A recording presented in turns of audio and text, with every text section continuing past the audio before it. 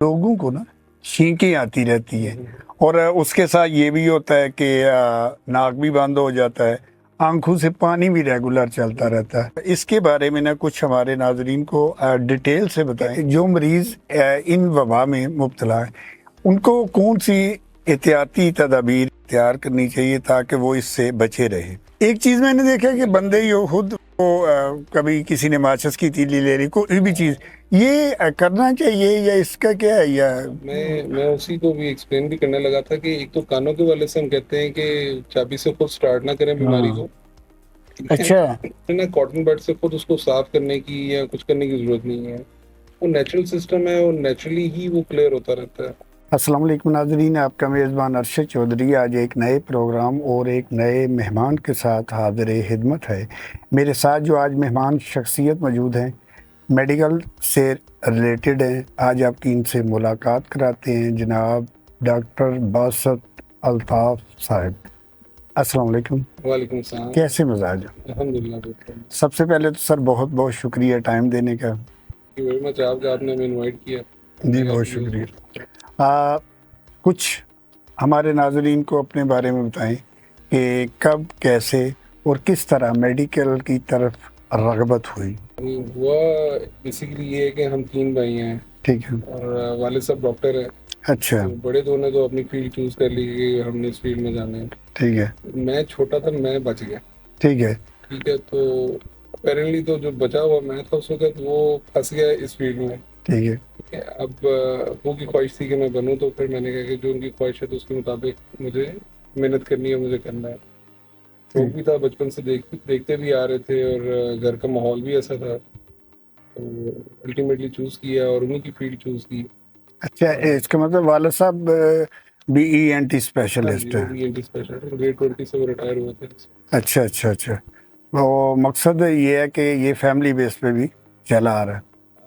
Family base तो थोड़ा सा हम उसको इस तरह से कहेंगे कि डॉक्टर बन के डिग्री लेना और फिर पोस्ट ग्रेजुएशन की डिग्री लेना, ठीक है।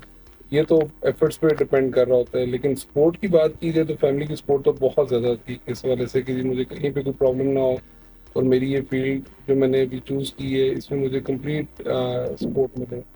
दूसरा ये भी होता है ना कि अगर घर का कोई ऐसा फर्द जो फर्स्ट टाइम इस किसी भी शोबे की तरफ जाता है, तो उसका ये होता है कि काफ़ी ज़्यादा प्रॉब्लम जो है, उनका कुछ चीज़ों का पता नहीं होता, बंदा करता है। तो जब फैमिली में पहले ही उस शोबे का बंदा हो तो काफ़ी सारे मामला जो हैं ईजी हो जाते हैं। बिल्कुल, मैं बल्कि इसमें बड़ा क्लियरली कहना चाहूँगा कि अमूमी तौर पे ये होता है कि प्रोफेशन में जब आपको सीखने के लिए चीज़ें दिखाई जाती हैं या सिखाई जाती हैं तो बाज़ का कुछ ना कुछ उसमें मिस हो जाता है। जी जी बिल्कुल। ठीक है, वो अल्लाह का लाख लाख शुक्र है कि मुझे मेरे वालिद से भी सीखने को बहुत मिला और मेरे उस्ताद भी बहुत अच्छे थे। अच्छा। ठीक है, तो वो जो अच्छा, चीज़ें सीखी हैं। वैसे तो मैंने काफ़ी फील्ड में देखा है कि कोई भी आप शोबा चूज़ करते हैं तो उसमें ये होता है कि सबसे पहले हम यही देखते हैं कि किस बंदे से आपसे सीखा है ये है। ठीक है। अच्छा, मेडिकल में भी ये है कि आपने जब ये कोर्स कर लेना है उसके बाद एक कह लें कि सीनियर डॉक्टर या एक टीचर टाइप होता है जिससे आपको ये करना पड़ता है।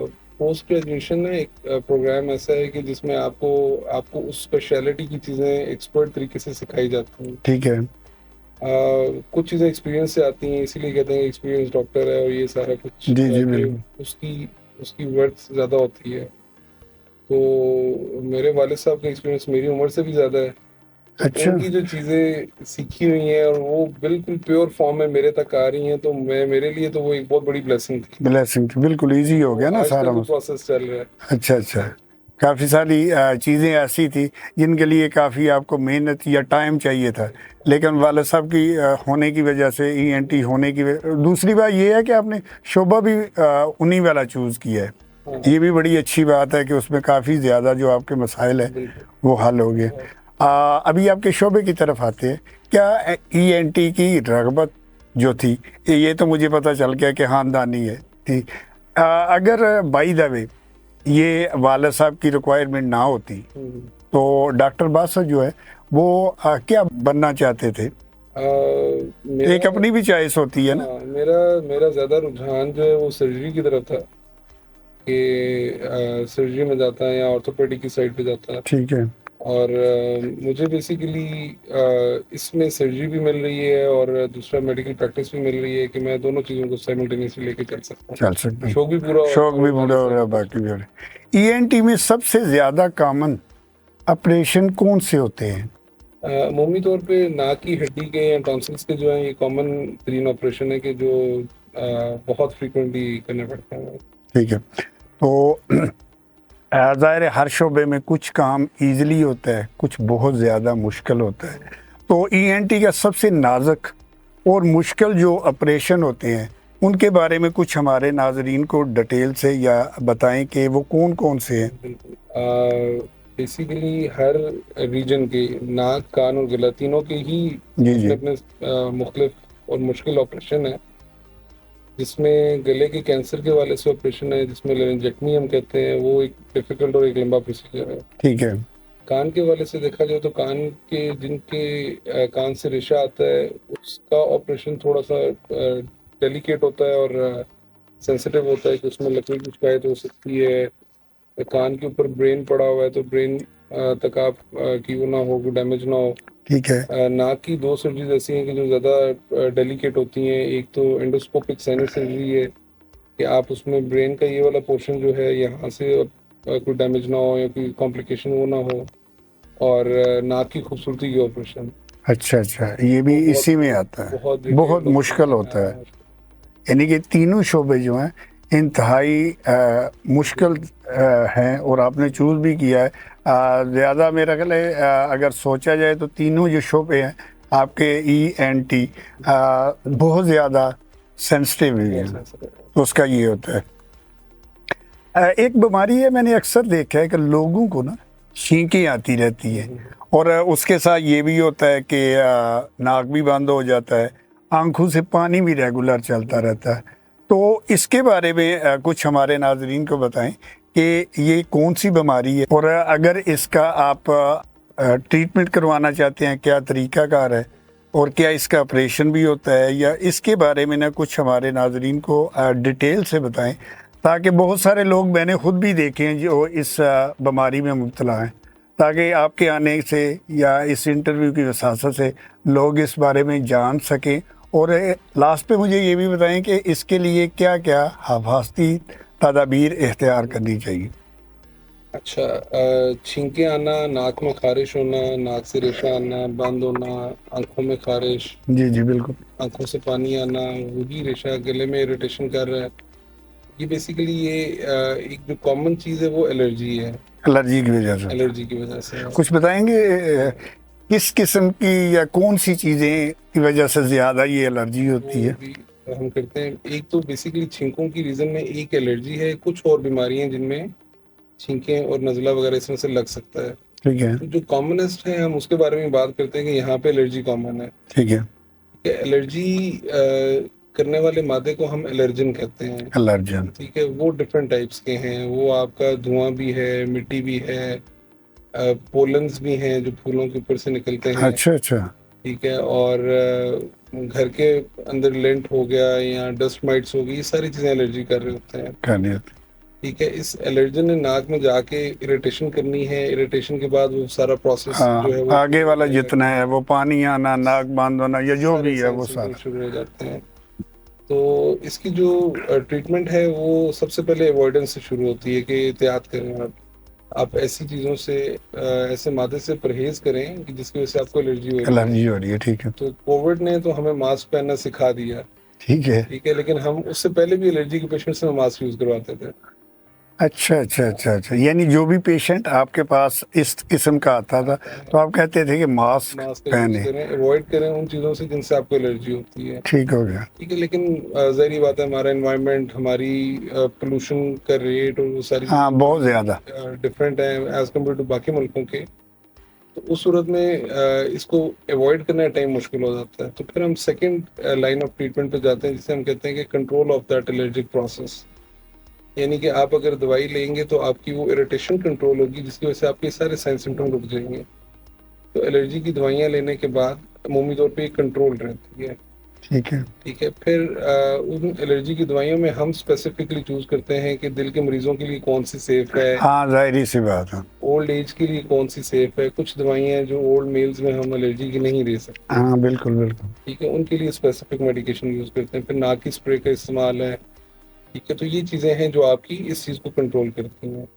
तीसरा मेथड ऑफ ट्रीटमेंट इसमें अमूमी तौर पे होता है कि वैक्सीनेशन प्रोसेस है, जो इस्लामाबाद में अक्सर लोग करवाते भी हैं।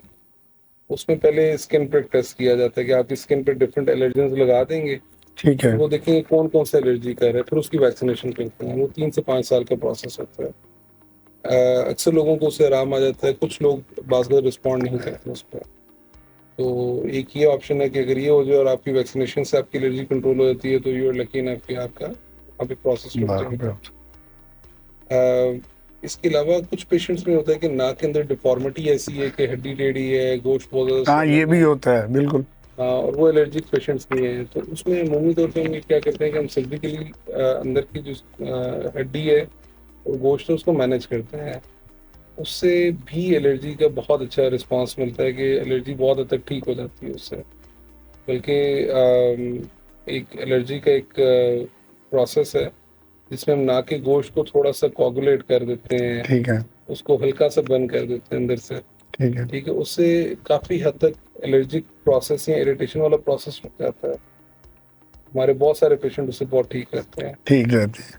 तो ये बेसिकली मोटे मोटे चार मोटे मोटे methods 4-5 थे। हैं। इसके लिए जिन लोगों को ये वबा में मुब्तला हैं, इनके लिए क्या अगर वो दवाई भी खा रहे हैं, कुछ बंदे होते हैं ना, को एक बन जाता है रूटीन, खानी है तो ठीक होना है। कुछ बीमारियां ऐसी भी होती हैं, जिस तरह आप देख लेंगे शुगर है, कंट्रोल हो सकती है लेकिन वो क्लियर नहीं हो सकती, इसमें भी कुछ ऐसा होगा।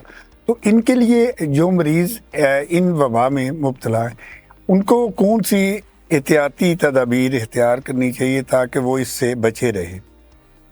उसमें ये होता है कि एक तो ये कि सीज़न, ठीक है, जो कुछ सीज़न ऐसे हैं जिसमें फूल वगैरह ये पौधे खिल रहे होते हैं, फूल निकल रहे अच्छा, होते हैं, उसमें ये उस होता है। सीज़न में अवॉइड करना चाहिए। ठीक है। दूसरा, हर इलाके की ना अपनी एक एलर्जी के कंटेंट, हवा में एलर्जेंस फिर रहे हैं, अच्छा। ठीक है। बल्कि वो गवर्नमेंट की हमारी वेबसाइट भी है, एक meteorological.com, इसमें से है, एग्जैक्टली मुझे याद नहीं अभी, तो मैं आपसे शेयर भी कर दूंगा। तो वहाँ पे ना हर शहर के एलर्जी के कंटेंट्स उन्होंने मेंशन किए हुए हैं कि जो जो बंदा जिस एलर्जी में मुबतला है वो इस शहर में जाने से पहले मेडिसिन ले। अच्छा। तो गवर्नमेंट इस हवाले से बहुत अच्छा परफॉर्म कर रही है, ठीक है। काफ़ी अपडेटेड रखे हुए पेशेंट को हम एजुकेट भी करते हैं कि आपने इस, अगर फॉर एग्जांपल इस्लामाबाद जाना है तो वहाँ पे एलर्जी कंटेंट बहुत डिफरेंट है, लाहौर में पोल्यूशन का कंटेंट बहुत डिफरेंट है, जी बिल्कुल। ठीक है। तो वो फिर हम ये कहते हैं कि उन पेशेंट्स को एजुकेट करते हैं, अगर आपको इन चीज़ों से एलर्जी है तो लाहौर जाने से पहले आपने ये एहतियात करनी है, हाँ, ये इस्लामाबाद जाने से पहले आपने ये एहतियात करनी है। लेकिन ये ठीक है। मैनेजेबल है, ये ट्रीटेबल है। अच्छा, ये तो ऑलरेडी हो गया मैनेजमेंट, आप कह रहे हैं। कुछ जाहिर सी बात है, हमारे देहात भी हैं, इनमें तो कोई इतना वो हो भी नहीं सकता कि आप हर देहात की या हर कस्बे की या हर इलाके के घर आम एक मैं इस हवाले से बात करना चाहता हूँ कि ये तो ऑलरेडी आपने बता दिया। मुझे ये बताएं कि नॉर्मली जो इलाके हैं या उनमें कौन सी जो ज़रूरी है एहतियात, उसके बारे में एक आम रूटीन पे जो कह रहा हूँ ना, उस पे सिटी बड़े हैं इनका तो उन्होंने हुकूमत ने किया हुआ है, लेकिन आप ये भी सोच रहे हैं कि बाकी इलाके भी तो हमारे मुल्क के ही हैं। बिल्कुल बिल्कुल ऐसी है। तो उनके लिए एक रूटीन मैटर जो चलता है कि बंदे कहते हैं जी आपको शुगर है, तो उसका सबसे को पता जी ये मीठा नहीं खाना, ठीक है। अगर कुछ बेहतरी चाहते हैं तो वह कर लें। इस तरह मैं कह रहा हूँ कि इस तरह कुछ हमारे देहात में जो लोग हैं उनको कुछ गाइड कर दें कि आप इन चीज़ों से एहतियात करें, बाकी तो जो डॉक्टर ने एडवाइस करना है उसी हिसाब से चलना है। उसमें सीजन की जब हम बात करते हैं तो देहात में जहाँ पे काश्तकारी हो रही है वहाँ ठीक पे है। गंदम की कटाई का सीजन है जिसमें एलर्जी बहुत ज्यादा हाँ बिल्कुल बिल्कुल, इसमें वो डस्ट वगैरह टेस्ट है, और गंदम की कटाई के बाद जो उसका वो निकलता है वो, मटेरियल, जो जी जी बिल्कुल। वो मुमूमी तौर पे एलर्जी करता है। ठीक है। तो देहातों के अक्सर लोग या जो जमींदार हैं वो लोग अमूमी तौर पे इस सीज़न में एलर्जी की कंप्लेंट्स के साथ आते हैं हमारे पास। अच्छा अच्छा। एहतियात सिर्फ एक है कि आप नाक को अच्छे से रिंस करें। अल्लाह ताला ने तो हमें 5 टाइम एक तरीका जी जी बताया है कि बिल्कुल किस तरह से बिल्कुल, नाक हाँ का सही बात। वजू करना है और वो नाक को रिंस करना है, साफ करना है। ठीक है, वो साफ करते रहे तो काफी हद तक आपकी नाक ठीक रहती है। तो अगर उधर भी करना है तो चाहे आपके पास मास्क है तो यूज़ कर लें, बिल्कुल बिल्कुल। नहीं है तो वो आप कपड़े से भी डांप लेते हैं। हमने वैसे भी देखा है ना, हमारे जो बुजुर्ग थे या पहले जो देहात टाइप थे, उनमें यही था कि हम देखते थे और बचपन था या ये था कि वो हैरान भी होते थे कि उन्होंने वो पगड़ी टाइप बनाई होती थी जब वो गंदम की कटाई करते थे, तो आगे वो चढ़ाया होता था। मेरा ख्याल है वो यही था कि अब थोड़ा स्टेब्लिशमेंट हो गई है, वो बंदे हो रहे हैं, तो वो उनके पास वही तरीका था, तो इसलिए वो बचे रहते थे। वो बड़ा अच्छा एक कह लें कि हमारे कुछ तो इस्लामिक हिस्ट्री जी में जी स्ट्रॉन्ग बिल्कुल। है कि हम नाक के बारे में कभी पढ़ें तो रोंगटे खड़े होते हैं कि अल्लाह ताला ने इतना अच्छा सिस्टम हमें जी दिया जी हुआ है और बिल्कुल। हमें उसकी कदर करनी ये चाहिए। देखे ना, आपने बताया कि 5 टाइम आप वजू करते हैं, तो मैं कहता हूँ कि अगर आप 5 टाइम मुंह धोते हैं या वजू करते हैं तो ऑलरेडी बहुत सारी बीमारियां ऐसी हैं कि जिनसे बिल्कुल छुटकारा हो जाता है। क्या ख्याल? बिल्कुल ऐसी है। हम्म, बल्कि जब हम नाक को जब इनिशियली पढ़ रहे होते हैं तो अल्लाह ताला ने नाक को इतना प्यारा बनाया हुआ है कि ये आपकी जो सांस लेने वाली हवा है उसको फिल्टर भी कर फिल्टर रही भी है, करता है। उसमें नमी भी पैदा कर रही है ताकि खुश्क हवा फेफड़े डैमेज ना करे। ठीक है, और उसका टेम्परेचर बॉडी टेम्परेचर पे लेके आ रही है। तो इतना प्यारा एयर कंडीशनर है ना बॉडी का कि जी जी हम बिल्कुल। अल्लाह ताला की ज़ात हाँ, लाख लाख शुक्र अदा करना चाहिए कि फ्री ऑफ कास्ट हमें सब कुछ मिल। बहुत बहुत वैसे तो चेहरे का पूरा हिस्सा जो है वो सेंसिटिव है, अब वो आंखें हैं, नाक है, दांत है, लेकिन ये मेरा ख्याल है सारा ही हम अगर कहें तो अल्लाह ने जितना भी इंसान को बनाया वो खूबसूरत बनाया और फ्री ऑफ कास्ट हमें वो दिया तो हुआ। हमारी सोच से बहुत ज़्यादा बहुत अच्छा ज़्यादा है। है। ये उनसे पूछें जिसके पास जिस चीज़ की कमी है कमी है। वो जानते हैं। अभी थोड़ा सा ज़ाती लाइफ के बारे में आते हैं। आ, उसमें ये मुझे बताएं कि मैरिड हैं, जी अल्हम्दुलिल्लाह। कितना अर्सा हो गया शादी को? शादी को तकरीबन 9 साल हो गए। 9 साल है। कितने बच्चे हैं? 3 बच्चे हैं। 3 बच्चे हैं। बच्चे पढ़ते हैं? हाँ जी। क्या बच्चों में भी कोई रिलेटेड है इस शोबे की तरफ? अ, मुझे ज़ाती तौर पे कभी पुश नहीं किया गया कि आपने डॉक्टर ही बनना है। ठीक है। कि हाँ, उनकी ख्वाहिश हमें पता थी तो हमने उसको एग्जीक्यूट किया है। ठीक तो है, मेरे बच्चों के लिए भी वही है कि उनकी मर्जी है, जो उन्हें अच्छा लगता जो है उन्हें निकलते अच्छा हुए लगे, मुझे वो यानी आपकी रिक्वायरमेंट नहीं है बिल्कुल कोई कि रिक्वायरमेंट कोई ना कोई बच्चा आपका इस फील्ड की तरफ आए। ठीक है। फैमिली में ज़्यादा फ्रैंक रहते हैं या डॉक्टर शोब है ना, इसमें ज़्यादा हमने देखा है कि डॉक्टर हजरात जो है ना सीरियस रहते हैं, लेकिन मैंने आपकी पर्सनालिटी से या आपसे बातें करके मैंने तो यही देखा है कि आप फ्रैंक रहते हैं, फ्रेश रहते हैं। लेकिन हमारे नाजरीन को चलें ये बता दें कि घर में भी कुछ बंदे इस तरह होते हैं, तो आप घर में जाके भी ये डॉक्टर मरीज वाला ही है सिस्टम, सीरियस रहें या फ्रैंकली हैं बच्चों से बिल्कुल आम दोस्ताना माहौल है? बच्चों के साथ तो बहुत फ्रेंडली हैं और बल्कि हम कोशिश करते हैं कि जो अस्पताल के मामलात हैं वो हॉस्पिटल में ही रहें, जो घर के मामलात हैं वो उसके अकॉर्डिंगली डील हों। बच्चों को बच्चों के लेवल पे जाके हम उनसे कम्युनिकेट करते हैं ठीक हो ताकि गया। वो इस चीज़ में ना कंफर्टेबल होकर अपनी चीज़ें शेयर करें हमसे। और सीरियस देखने में मैं भी खतरनाक लगता हूँ। थोड़ा सा वो तो स्टाइल जो है ना, मेरी फर्स्ट टाइम मुलाकात हुई तो वो स्टाइल थोड़ा सा डॉक्टरों से डिफरेंट है, लेकिन ये कोई मेरा ख्याल है कहने वाली बात नहीं है। तो अक्सर आपने देखा है कि जिस तरह आपकी पर्सनालिटी है, बंदा फर्स्ट टाइम देख के थोड़ा सा वो होता है, लेकिन अगर नेचर पे जाएं और शोबे पे जाएं तो मेरा ख्याल है बिल्कुल अपोजिट होगा। बिल्कुल ऐसी अपोजिट है। मैंने इस सारी चीज़ से पहले मेरी लुक की बात कर लूँ तो मैं वालदैन की और अपनी मिसेस की परमिशन मतलब उन सारों को कम्युनिकेट करके उन्हें अच्छा। इन्फॉर्म करके फिर ही मैंने इस हाँ चीज़ जाहिर है को ये। फाइनलाइज किया कि फाइन मैंने ये करना है। ठीक है। तो बाकी जो लोग मुझे जानते हैं जो क्लोज हैं इवन मेरे पेशेंट्स भी बहुत सारे तो उन्हें पता है मैं गुस्सा नहीं करता किसी को। ठीक हो गया। अ, एक तो मुझे ये बताएं कि बचपन कैसा गुजरा और दूसरा ये बताएं कि बचपन की कोई ऐसी शरारत होता है ना, बंदा करता है जो आज भी, चाहे वो नेगेटिव है चाहे पॉजिटिव, आज भी अगर वो याद आती है तो डॉक्टर बस सोचता है कि यार मैंने ये भी शरारत की थी। कोई ऐसी शरारत है? मैं अमूमी तौर पे ना, मुझे ये होता था कि मैं शैम्पू ज़्यादा यूज़ करूँ। अच्छा अच्छा। अब तो खैर वो नौबत नहीं रही, लेकिन बचपन में बहुत शौक था, तो वो शैम्पू यूज़ करने के बाद मैं उसमें पानी डाल के ना उसको पूरा कर देता था हमेशा। अच्छा, यानी घर वालों को पता घर वालों को पता नहीं? ना चले कि इसमें अच्छा, मैंने use- ठीक हो तो गया। ये एक वो चीज़ है जो अक्सर याद करते हैं और वो कहते हैं कि ये हमेशा शैम्पू मैंने पानी डाल के जाता। जिंदगी में उतार चढ़ाव आते रहते हैं।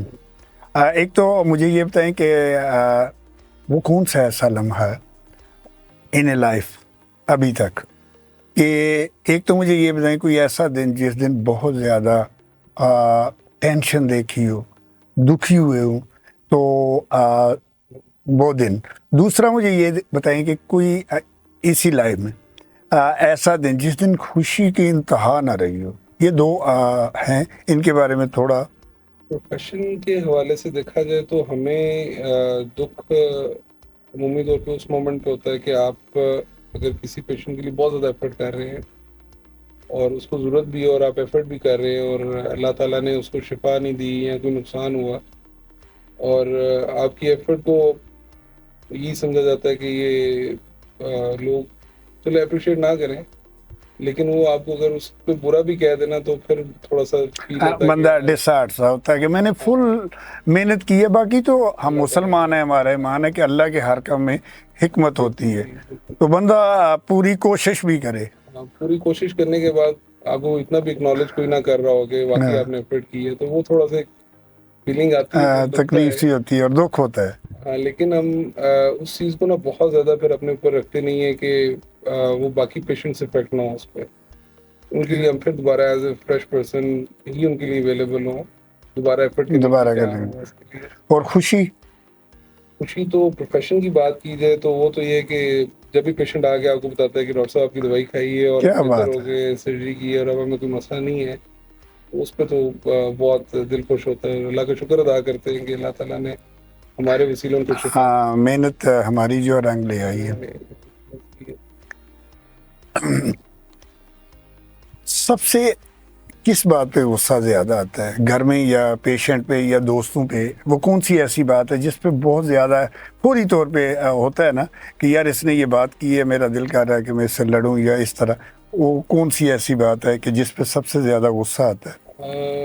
गुस्सा वैसे मुझे बहुत कम आता है, ठीक है। ठीक है, मैं किसी पे गुस्सा नहीं करता। लेकिन बहुत जब ही आता है रेयर हो तो आता है, तो फिर बहुत ज्यादा आता है, बहुत तो ज्यादा, बहुत वही लाउड होकर वही मैं क्लियर करने जा कि ज्यादा किन बातों पे होता है ना कुछ। नॉर्मली जो थोड़ी सी कह लें कि इरिटेबिलिटी या इरिटेशन हमें होती है, वो इस चीज़ पे होती है कि आप एक चीज़ स्ट्रीमलाइन करके चल रहे हैं, अच्छे से चल रहे हैं, तो उसमें बिला वजह की वेरिएशंस जो हैं गैर ज़रूरी, जो आपका टाइम पेशेंट का टाइम ज़ाया कर रही है, तो वो वहाँ पे हम जाके थोड़े इरिटेट होते हैं। ठीक है। अदरवाइज हमारी कोशिश होती है कि हम पेशेंट्स को एजुकेट भी करें, उनको प्रॉपरली गाइड करें, गाइड करके एक चीज़ लेके चलें। तो वो जो वेस्टेज ऑफ टाइम है, उस पे वो उस पे आगे बंदा थोड़ा होता है कि यार ये आ, फजूल में आपका टाइम वेस्ट कर रहे हैं। बेगम साहब जॉबलेस हैं या हाउस वाइफ हैं? हाउस वाइफ है। हाउस वाइफ हैं। घर में लड़ाई ज्यादा आपकी वजह से स्टार्ट होती है या बेगम की वजह से? ऑनेस्ट इतना टाइम नहीं होता बंदा लड़े, अच्छा अच्छा, जाहिर है इतना टाइम लेकिन बिल्कुल। मैं समझता हूँ कि मैं इस वाले से बड़ा लकी हूँ अच्छा। कि हमारी बिजी रूटीन को लेके भी हमारी मतलब मेरी बेगम उस चीज़ को समझती है अंडरस्टैंड। और कभी इस चीज़ पे उसका कोई एतराज़ नहीं है और अच्छा, बच्चों को लेके भी वो बहुत अच्छा उनका केयर, और मैं समझता हूँ कि मैं बड़ा लकी हूँ कि लकी मेरा लाइफ आदमी है। पार्टनर ऐसा है जो मुझे बहुत अच्छे से समझता खामोश सब हैं या बातूनी हैं? है। नई महफिल हो तो बहुत खामोश, अच्छा, ऑब्जर्व करता रहूँगा, बैठा तो जब रहूँगा। पुराने दोस्त, पुराने दोस्त हो पुराने फिर तो कोई लिमिट नहीं है। लिमिट नहीं है। म्यूजिक लाइक करते हैं? म्यूजिक लाइक कौन सा? म्यूजिक डिपेंड कर रहा होता है मूड पे, ट्रैवल करते हुए सुन रहे हैं कभी, मतलब स्लो म्यूजिक, फास्ट म्यूजिक, सब कुछ सुन यानी रहे कि वो टाइम के हैं। हिसाब जो से। मिल गया, जो बचपन में सुना है वो दोबारा सुनने को मिल जाए मजा आता है, और जो नया है अगर वो अच्छा है और आपका मूड ऐसा है कि आप म्यूजिक को एंजॉय कर रहे हैं तो फिर ऐसा। हमारे नाजरीन को क्या पैगाम देना चाहेंगे ये ईएनटी के हवाले से? मैं पेशेंट्स इसमें कुछ एहतियाती तदाबीर भी बता दें, और क्या देना चाहेंगे मैसेज के, अगर आप ईएनटी की बीमारियों से बचना चाहते हैं, ठीक है, तो उसके लिए कौन कौन सी ऐसी चीज़ें या ऐसी एहतियात हैं कि जिनमें बारे में वो अगर एहतियात करें तो ये नहीं हो सकता? उसमें सबसे पहले तो बड़ी इम्पोर्टेंट चीज़ है कि आप कानों के वाले से बात कीजिए, तो हम कहते हैं कि कानों को खुद से बिल्कुल कभी मत छेड़ें। अच्छा यार, मैं आपकी बात काट रहा हूँ। एक चीज़ मैंने देखा कि बंदे ही खुद वो कभी किसी ने माचिस की तीली ले ली, कोई भी चीज़, ये करना चाहिए या इसका क्या है? या मैं उसी को भी एक्सप्लेन भी करने लगा था कि एक तो कानों के वाले से हम कहते हैं कि चाबी से खुद स्टार्ट ना करें बीमारी को, ठीक है? अच्छा, तो उसमें हम कहते हैं कि आपने ना कॉटन बड से खुद उसको साफ करने की या कुछ करने की जरूरत नहीं है। वो नेचुरल सिस्टम है और नेचुरली ही वो क्लियर होता रहता है। वैक्स अच्छा, वगैरह खुद ही क्लियर होती रहती है। वो वैक्स प्रोटेक्टिव है, कान ठीक हो गया। वगैरह सीम से बचा के रखती है। कोई इंसेक्ट या फॉरेन बॉडी जा रहा है तो वो उसको रोक लेगी। खुद ना साफ करें। कान में दर्द है तो कोशिश करें कि एक्सपर्ट को दिखाएं, ठीक है, इमीडिएटली दिखाएं। अगर वो पर्दे के पीछे इन्फेक्शन है, पर्दा डैमेज करने के चांसेस हैं, तो दवाई लेने से आपको वो रुक जाएगा। एक लाइफ लॉन्ग बीमारी से आपकी जान छूट जाएगी। ठीक हो तो घरेलू टोटके वगैरह सारे इम्पोर्टेंट हैं अगर आपके पास फैसिलिटी नहीं है स्पेशलिस्ट की, ठीक है, ठीक है? अगर आपके फैसिलिटी है तो बेहतर है कि बेस्ट एडवाइस की तरफ जाएं, रूल मशवरा जरूर लें, जी, एडवाइस ठीक ले लें, ठीक है? हम डॉक्टर के पास जाने को मैं ये समझता हूँ कि ये एक एक्सपर्ट एडवाइस के लिए आप जा रहे होते हैं कि आपकी बीमारी क्या है, उसकी मैनेजमेंट क्या है। ट्रीटमेंट ऑप्शंस हम लोग देते हैं, चूज करना पेशेंट का काम है। काम उसी का, बिल्कुल ठीक। तो बेहतर एडवाइस ले लेना फायदे में रहता है कि आप कान की बहुत सी बीमारियों से बचे रहते हैं। यानी कि इससे पहले कि वो काम बढ़े फिर आप जाएं, उसमें इनकम भी ज़्यादा, तकलीफ भी ज़्यादा, परेशानी भी ज़्यादा, तो बेहतर यही है कि जैसे ही कोई प्रॉब्लम ईएनटी की हो तो आप फौरी तौर पे डॉक्टर से रुजू कर लें। डॉक्टर साहब बहुत बहुत शुक्रिया, बड़ा मज़ा आया आपसे बात करके। थोड़ा टाइम का है तो इंशाल्लाह नेक्स्ट आपको बुलाते रहेंगे।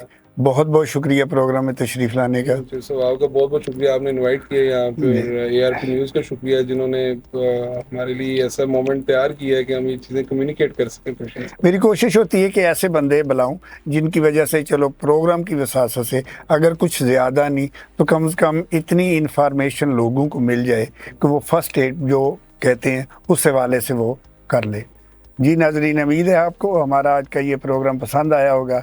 अपने मेज़बान अरशद चौधरी को इन्हीं अल्फाज के साथ इजाज़त दें। जहाँ रहें खुश रहें, देखते रहें ARP न्यूज़।